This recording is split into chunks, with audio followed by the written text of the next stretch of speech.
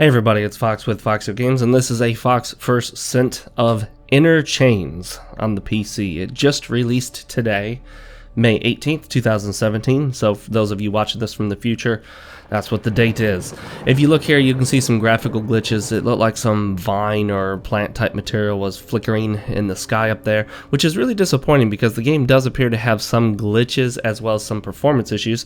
But other than that, it looks really, really good. The atmosphere, the fog effects, the lighting, the special effects, particles, all that stuff just looks great. The art direction. This looks like something that might have come out of like one of the Alien movies at times. Not entirely. It's not that full aesthetic of HR.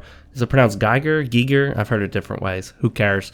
But the aesthetic here is really cool. There are these living plants that attack you. There are, I guess these are humans. They look mostly human, but not entirely. So there's some sort of mishmash of what appears to be like a sort of a technology, also with traditional magic, perhaps. I'm not sure entirely what's going on. I watched the full CGI at the start, but then they sort of just drop you into this world and you sort of wander through it, and I'm not sure anything is ever really explained. I've made it about an hour into the game so far. I found the first real weapon, which shoots lightning. You'll see that later, or electricity. I think later in the game I'll get at least another weapon that does fire, because I saw a non-player character doing that. You also see more graphical glitches here. After I got out of this main area here, the open world area, and got into some cave area, like you see right here, I didn't notice any more of the graphical glitches. However, the game would stutter really bad at times. Every so often it would stutter so bad that I think the frame rate would drop to like maybe 5 frames per second, perhaps less. At one point I know it dropped to less than a frame a second. It just froze in place. There's these little force fields, and you can activate those by touching these levers that have a face on them, or you can shoot them with the lightning. The whole game definitely has a horror aesthetic. I don't know if I would necessarily call it a horror game, but it's definitely kind of freaky in the graphics and the design. The sound effects are really awesome when they happen. There are times where it seems like the sound effects are almost missing. I'm not sure if that's a glitch or if it's just designed that way.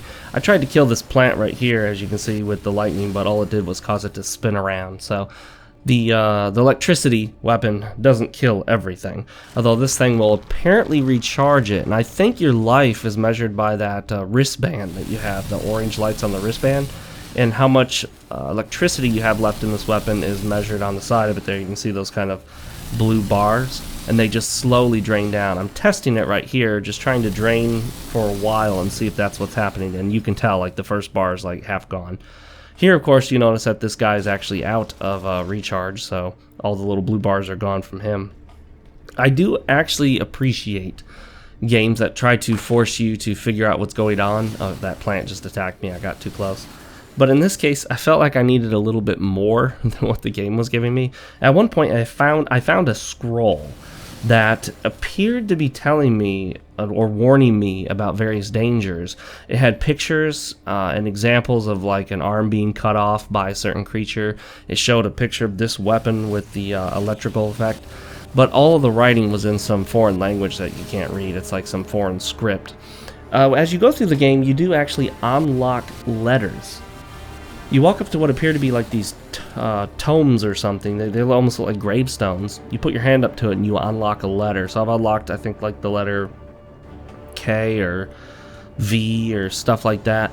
And I'm not sure what happens. I'm assuming that the more you unlock, the more you can read of the language. I died right there. I wanted to test how far I could go with getting hit by that plant, and the plant unfortunately killed me right there.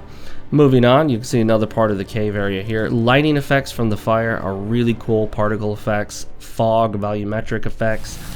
This game's got a lot going for it. Unfortunately, in the options, while it does have a borderless windowed mode in resolution settings, the settings for graphics go from low to high.